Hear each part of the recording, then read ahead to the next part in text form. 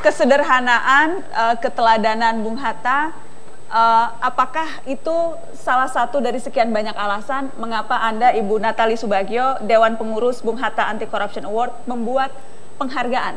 Apakah itu salah satu alasannya? Ya, itu salah satu alasannya. Tetapi alasan utamanya itu adalah kami merasa bahwa bangsa kita tuh butuh teladan.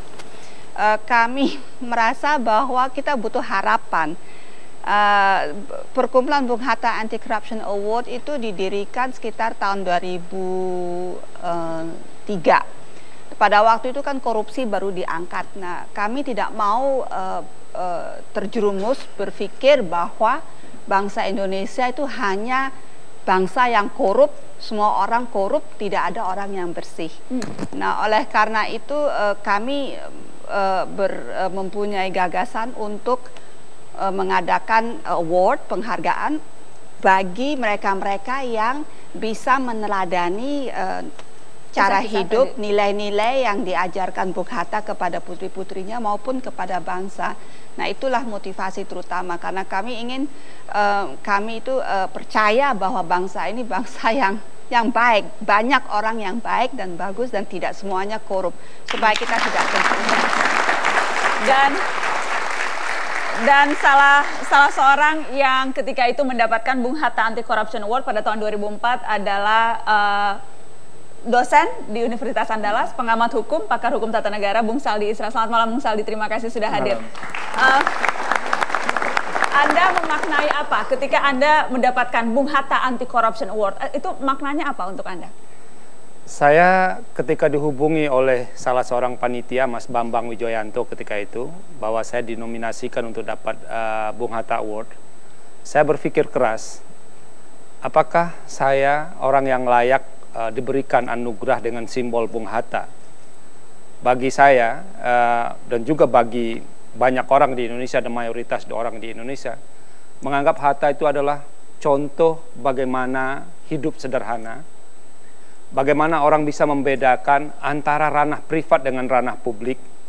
Pokoknya orang yang tidak mau mempercampurkan kekuasaan yang dimilikinya dengan keluarga yang ada di depan matanya.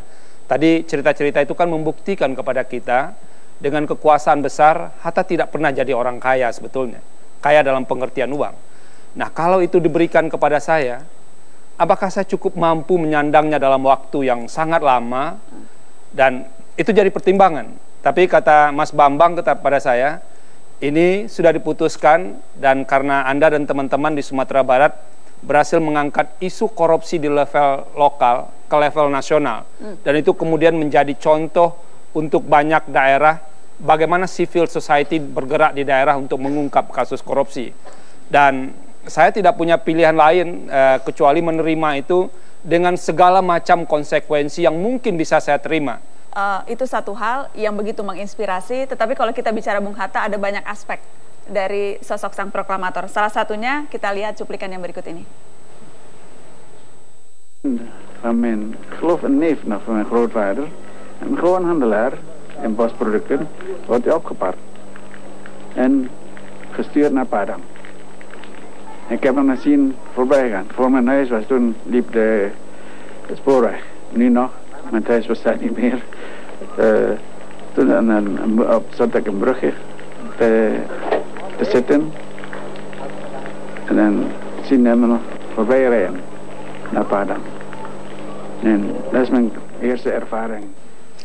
Ya, itu tadi pemirsa adalah cuplikan wawancara Bung Hatta di tahun 1977 pada stasiun televisi di Belanda.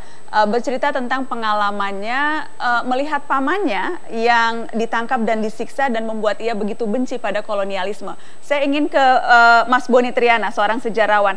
Pengalaman itu spesifiknya, Anda tahu lebih banyak tidak tentang cerita itu? Tentang sang paman ini yang kemudian membuat Bung Hatta begitu benci? Ya, pada waktu itu memang ada cerita bahwa Bung Hatta melihat pamannya menolak untuk membayar pajak. Pamannya Bung Hatta menolak membayar pajak? Iya, okay. Sehingga dia digelandang. Jadi ada versi yang mengatakan digelandang, ada versi lain juga mengatakan dia diseret gitu.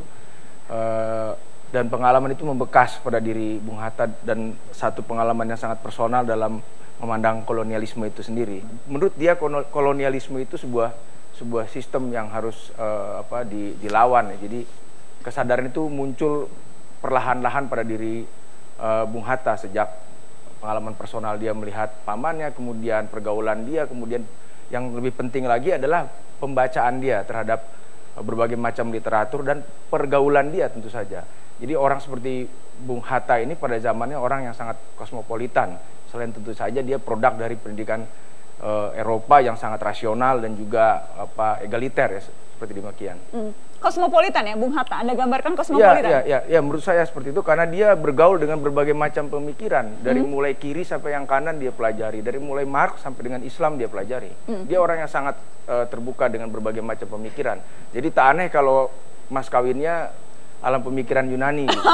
Itu menggambarkan sosok Bung Hatta sesungguhnya. Kami melihat ada suatu semangat persaudaraan atau batin mereka selalu dekat. Kalau ayah sakit itu, Bung Karno datang ke rumah sakit. Ayah pulang dari rumah sakit, Bung Karno datang ke rumah, Jalan Diponegoro 57.